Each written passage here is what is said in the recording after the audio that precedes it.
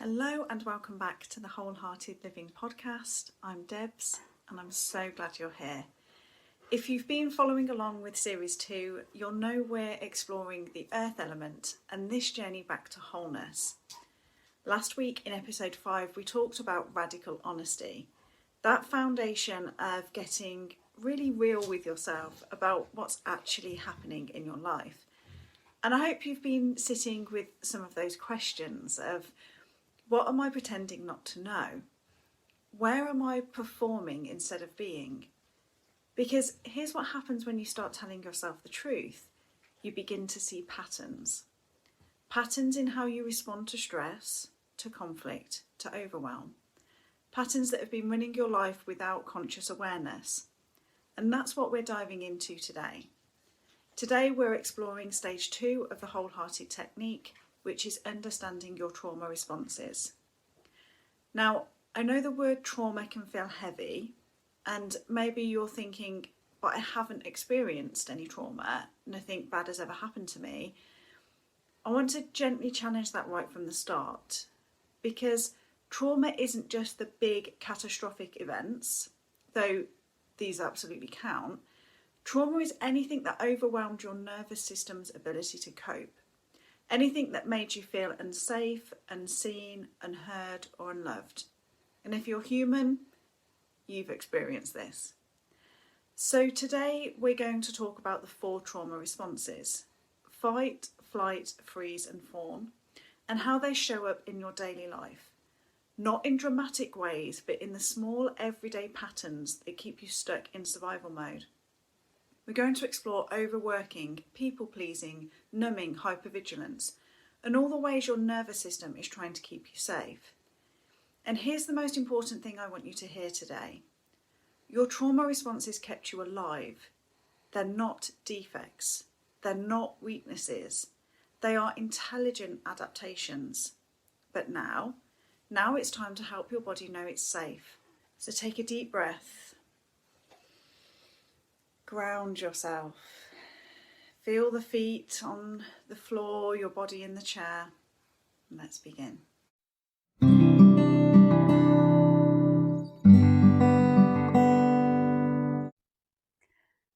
So let's start by redefining trauma. When most people hear the word trauma, they think of war, abuse, catastrophic events, what we call big T trauma. And yes, those are absolutely traumatic. But there's also what we call little t trauma, and this is where most of us live. Little t trauma includes things like growing up with emotionally unavailable parents, being bullied or excluded as a child, medical procedures or hospitalizations, moving frequently or losing important relationships, being shamed or criticized repeatedly, growing up in a household with addiction, mental illness, or chronic stress, not having your needs met consistently, being told your feelings were too much or not valid. Here's the definition I want you to hold. Trauma is anything that happened too much, too fast, too soon, or for too long without adequate support to process it.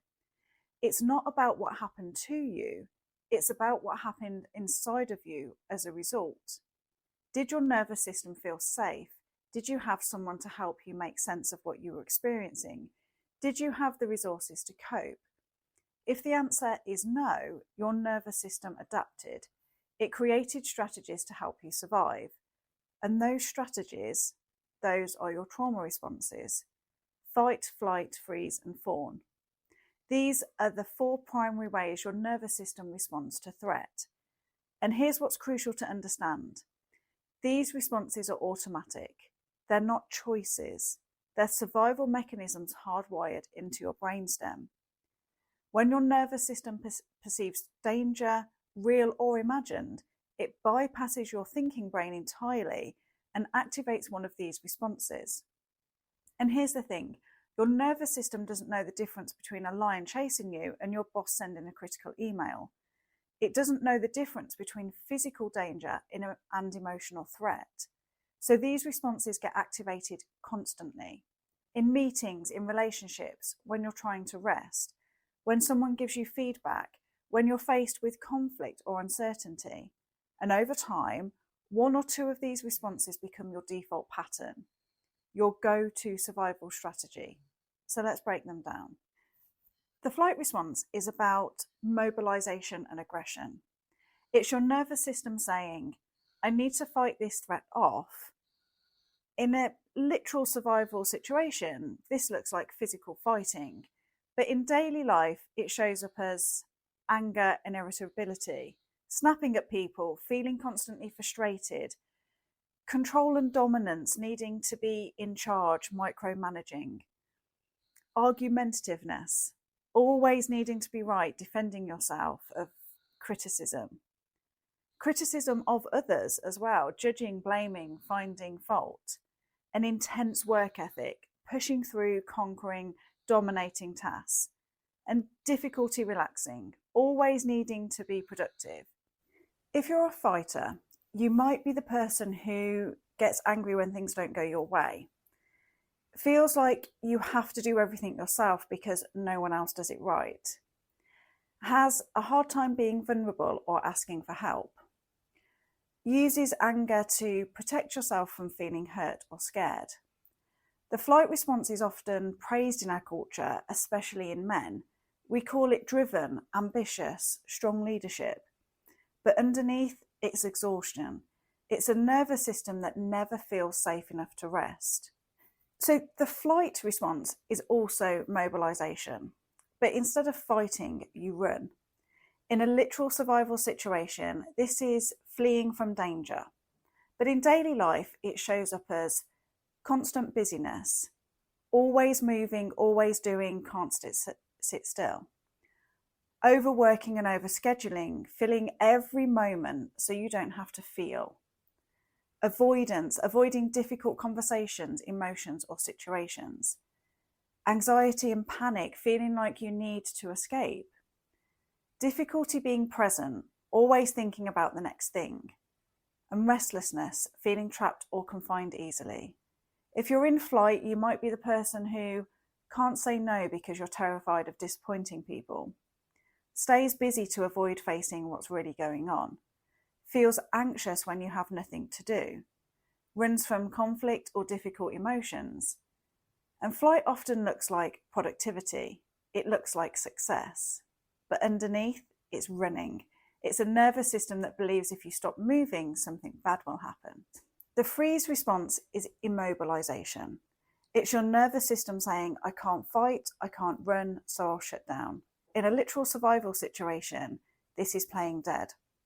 But in daily life, it shows up as numbing and disassociation, feeling disconnected from your body or emotions, procrastination and paralysis, knowing what you need to do, but you're unable to do it, brain fog and difficulty concentrating, depression and lack of motivation, feeling stuck, being unable to make decisions or move forward, zoning out, so scrolling on social media for hours, binge watching, overeating. If you're in freeze, you might be the person who feels like you're watching your life from the outside. You can't access your emotions or you feel numb. Knows what you need to change but can't seem to take action. Feels heavy and tired like you're moving through molasses. Freeze is often misunderstood as laziness or lack of willpower, but it's not. It's a nervous system that's so overwhelmed it's shut down to protect you. And fawn. The fawn response is the newest one to be recognised, and it's about appeasing the threat. It's your nervous system saying, I can't fight, I can't run, I can't freeze, so I'll make myself useful. I'll make them happy so they don't hurt me. And I need to pause here and share something personal with you.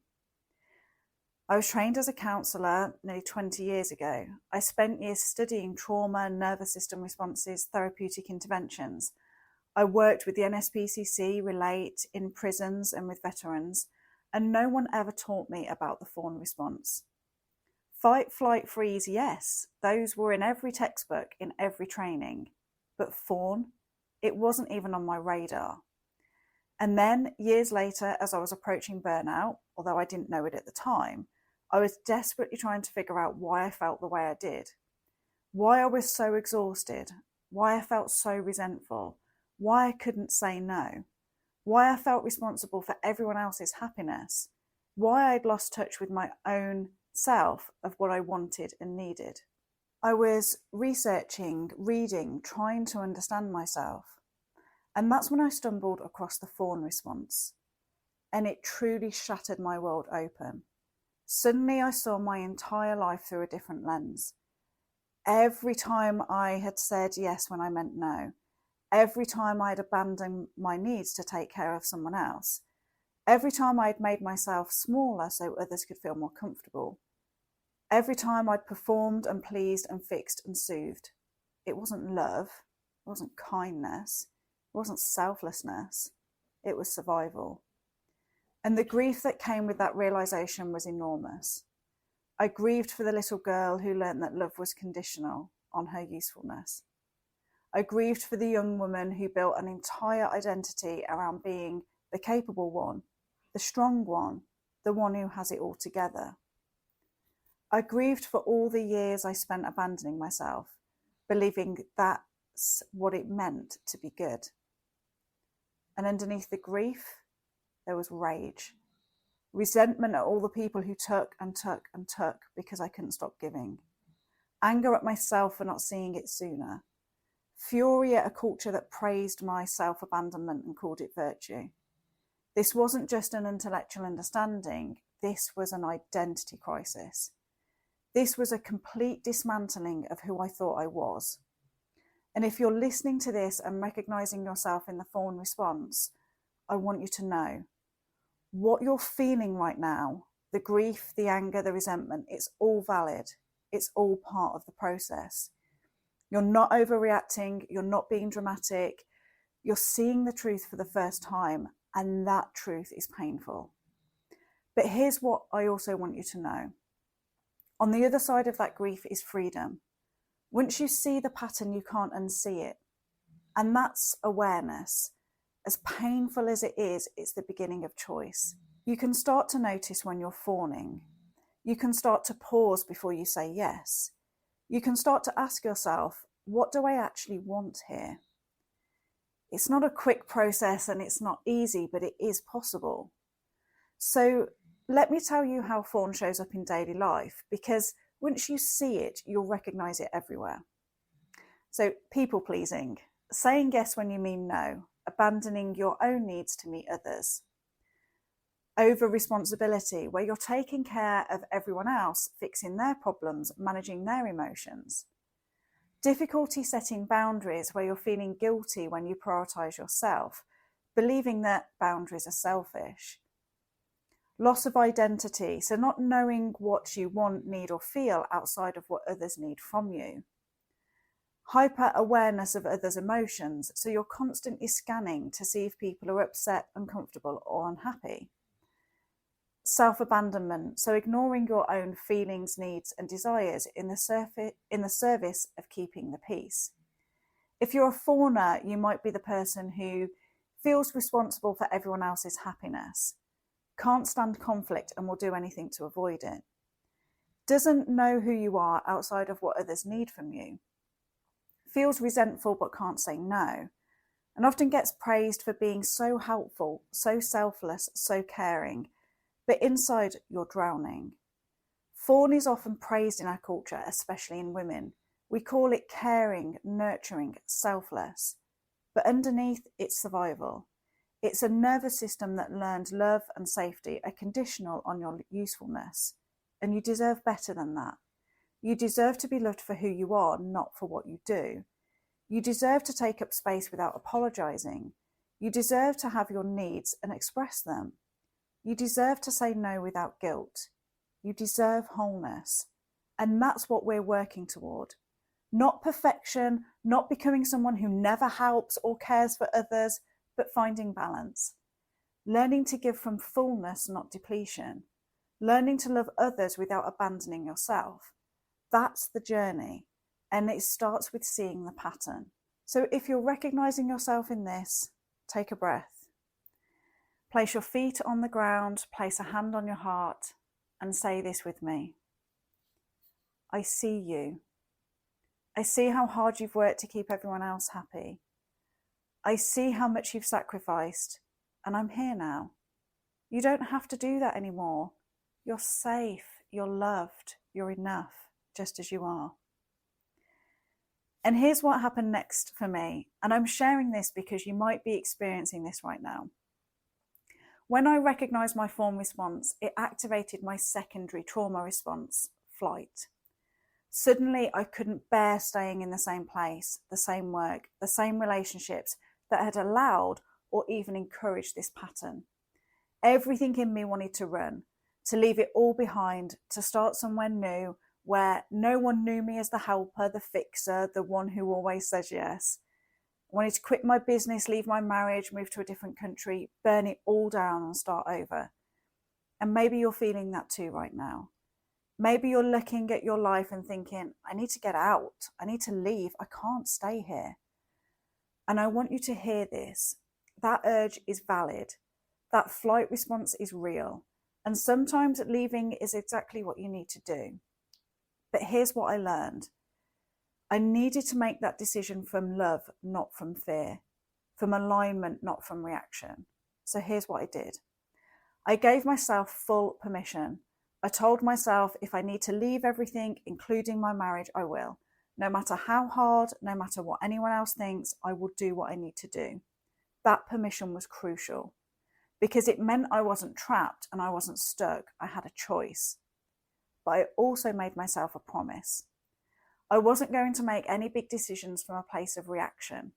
I was going to process first. I was going to grieve first. I was going to feel the anger, the resentment, the rage, all of it before I decided anything.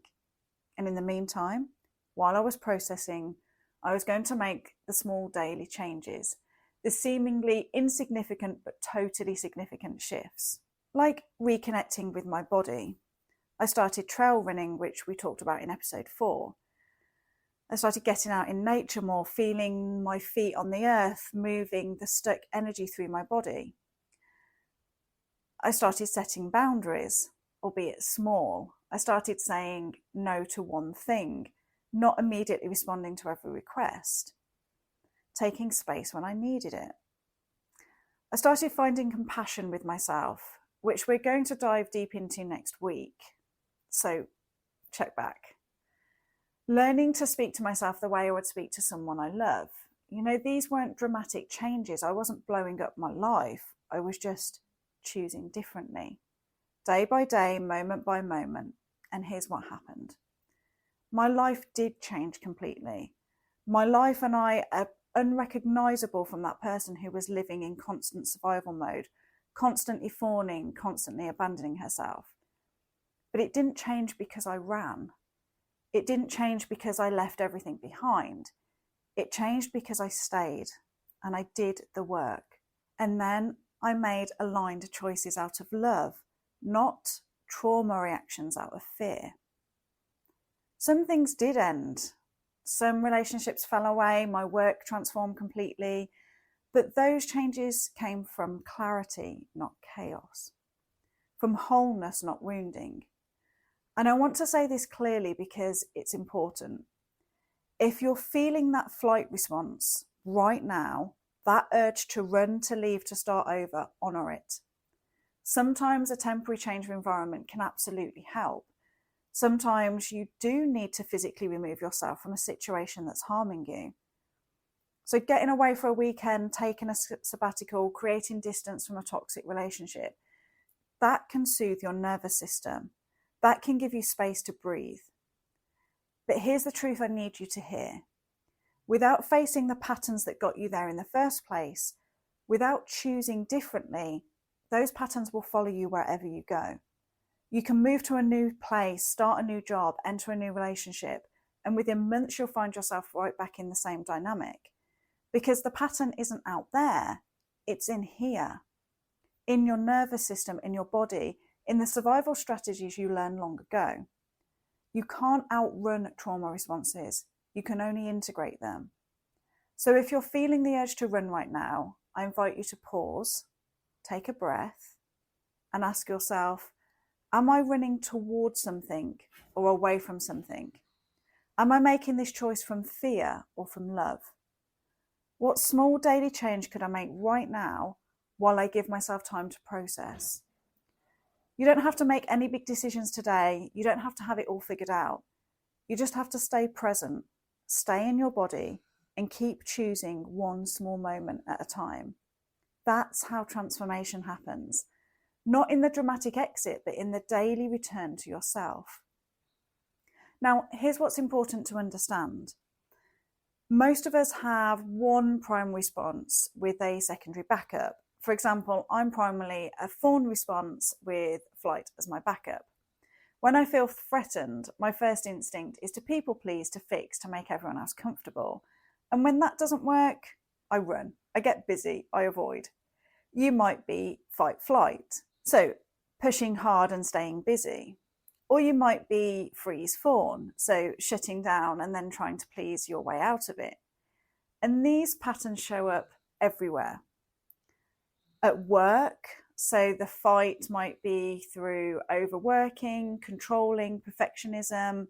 Flight might be constant busyness, avoiding difficult tasks. Freeze might be in procrastination, your inability to start projects. Fawn might be taking everyone else's work and unable to say no. In relationships, fight might be criticism, defensiveness, needing to win arguments. Flight might be avoiding conflict, ghosting, emotional unavailability. Freeze might be shutting down during conflict, going silent.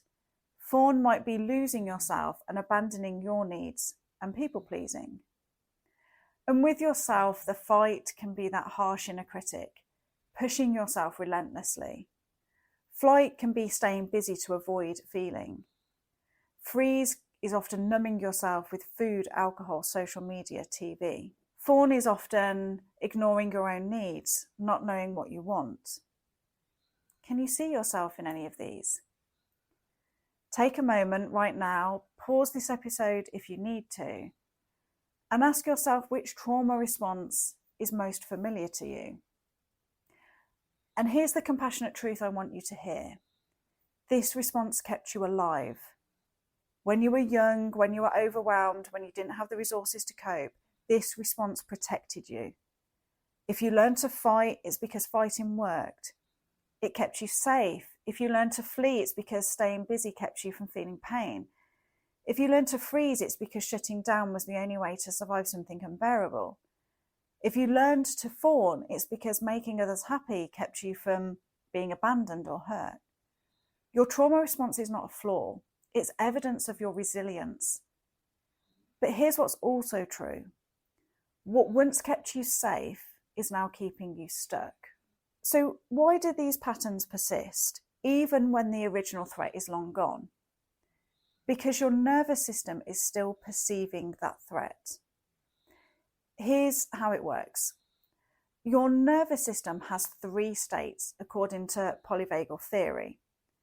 Ventral vagal, which is safe and social. You feel calm, connected, present. This is where healing happens. Your sympathetic, fight or flight, where you feel activated, anxious, angry. This is mobilization.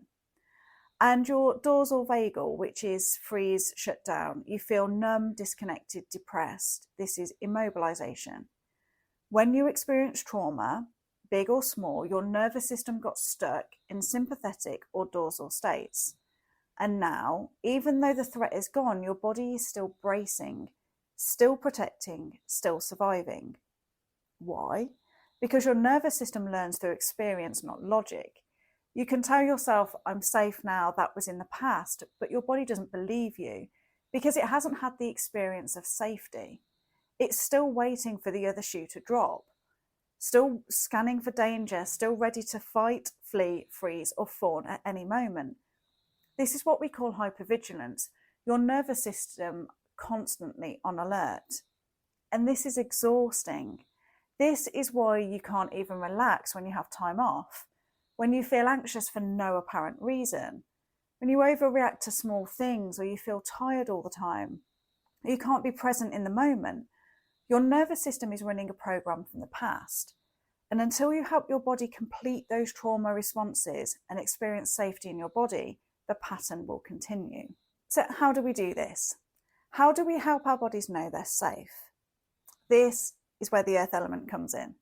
This is where grounding becomes essential, because safety is not a thought, it's a felt experience in the body. You can't think your way into feeling safe. You have to experience it somatically in your body. Here are the practices that help.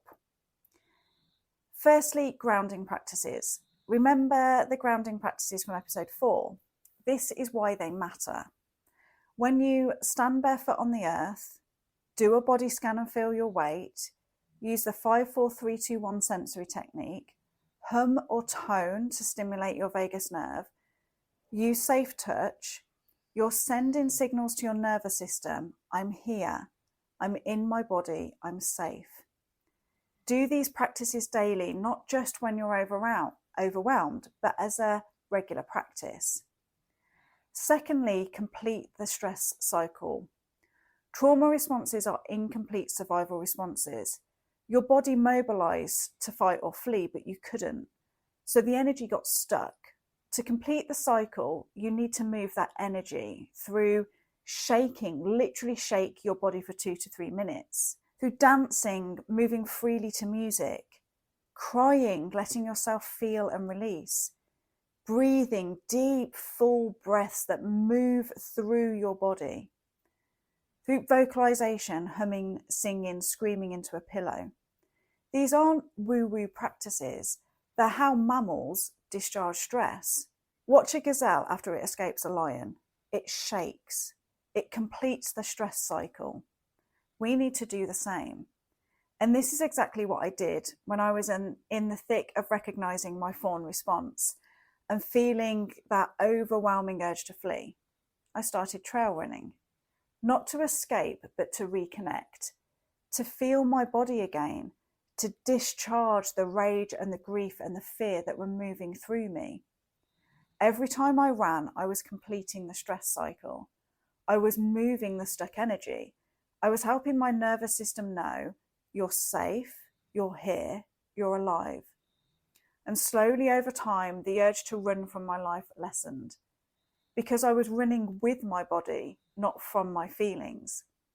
And that's the difference between flight as a trauma response and movement as a healing practice. One is running away, the other is running towards yourself. Thirdly, befriend your trauma response. Instead of judging your trauma response, get curious about it. When you notice yourself people-pleasing, pause and say, there's my fawn response. It's trying to keep me safe. Thank you for protecting me, but I'm safe now and I can choose differently. When you notice yourself getting angry and controlling, say, there's my fight response. It's trying to protect me from feeling vulnerable. Thank you, but I'm safe now. I can soften. This compassionate awareness begins to create space between the trigger and your response. Fourthly, co-regulation. Your nervous system learns safety through connection with other regulated nervous systems. This is why therapy works, why coaching works, why safe relationships matter. When you're with someone who is calm, present, and grounded, your nervous system begins to mirror theirs. This is co-regulation. And this is why doing the work alone is so hard. We heal in relationship.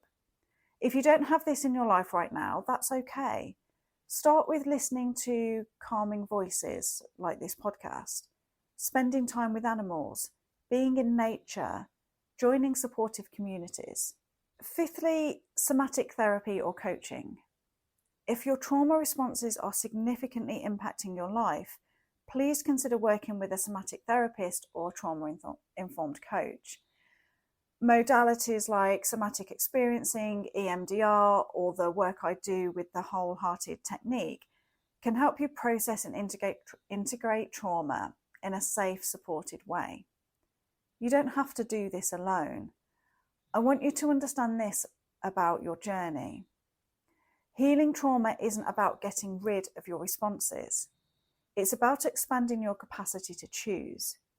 You'll still have moments when your fight response activates, when you want to control or push through.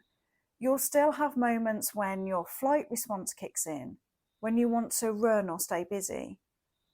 You'll still have moments when you freeze, when you feel numb or stuck.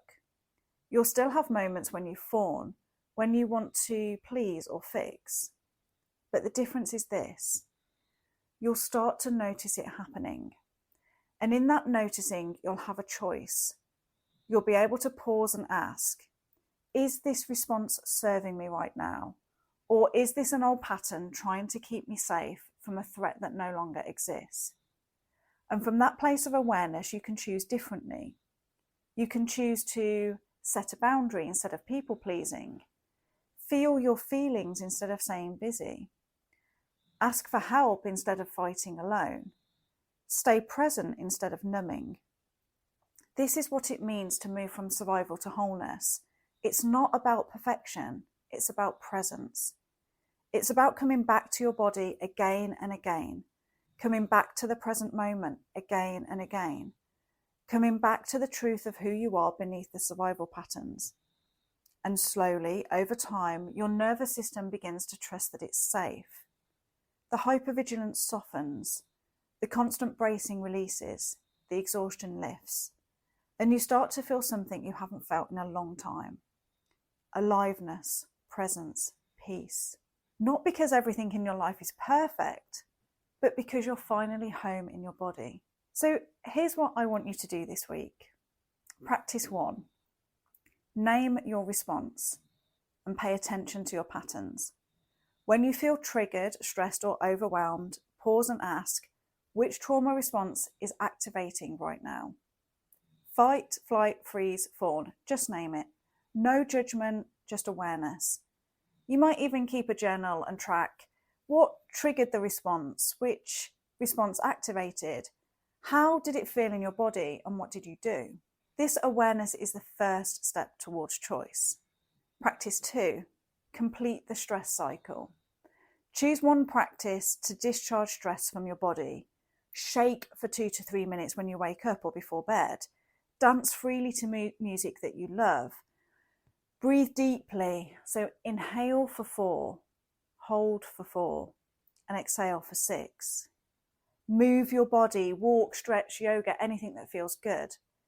Vocalize through humming or singing, or make whatever sound feels good for you. Do this daily. Help your body know it can release whatever it's holding. Practice 3. Compassionate self-talk. When you notice your trauma response, speak to yourself with compassion. This response kept me safe. Thank you for protecting me. But I'm safe now and I can choose differently. Or simply, I'm here. I'm in my body. I'm safe. Say it out loud if you can. Let your body hear your voice offering safety. And if you have the companion guide, which I encourage you to access for free via our website at wholeheartedinstitute.com, turn to the episode 6 section. If not, grab your journal and sit with these questions. Which trauma response do I rely on most? When did I first learn this pattern? How has this response protected me? What has it helped me to survive? How is this response keeping me stuck? What is it costing me? What does my body need to feel safe right now? And if my nervous system could speak, what would it tell me? Write without censoring. Let whatever comes up, come up. This is about awareness, not fixing. Before we close, I want to leave you with this. Your body is not broken. Your nervous system is not defective. Every response, every pattern, every survival strategy, it all makes sense when you understand the story your body is telling. You are not too much. You're not too sensitive. You're not weak. You are a human being with a nervous system that adapted brilliantly to keep you alive. And now you get to help your body know it's safe. Now you get to complete what was incomplete. Now you get to move from survival to wholeness. This is sacred work. This is brave work. This is the work of coming home to yourself. And I want you to know you don't have to do this alone. If you're feeling called to go deeper, to have support as you navigate these patterns and help your body feel safe, I'd be honoured to walk alongside you. I offer bespoke coaching journeys for visionaries, healers, creatives, high achievers who are ready to break free from survival patterns and build lives rooted in wholeness. I invite you to book a free clarity call with me today via the website, and we can talk about what's possible for you. Whether you work with me or not, please know this: you are worthy of feeling safe in your own body. You are worthy of rest. You are worthy of wholeness, and it's possible for you. I promise you it's possible, from someone who has walked this journey and walked many people through it. Next week, we're moving into episode 7, Cultivating Self-Compassion, the Antidote to Shame. Because once you understand your trauma responses, the next step is meeting yourself with compassion instead of judgment. We're going to explore stage 3 of the WholeHearted Technique and learn how to hold your wounds and your wholeness with equal tenderness. You won't want to miss this one. It's full of gold. And personally, I just want to thank you for being here. Thank you for doing this work. Thank you for having the courage to look at your patterns with compassion and honesty. Remember, your trauma responses kept you alive. Now it's time to help your body know it's safe so that you can thrive. Take a deep breath. Feel your feet on the ground. Feel your whole body in the chair or wherever you are. You're here, you're safe, you're whole. Until next Thursday, be gentle with yourself. Practice grounding and remember, you were never broken. You're simply remembering your way home. I'll see you next week.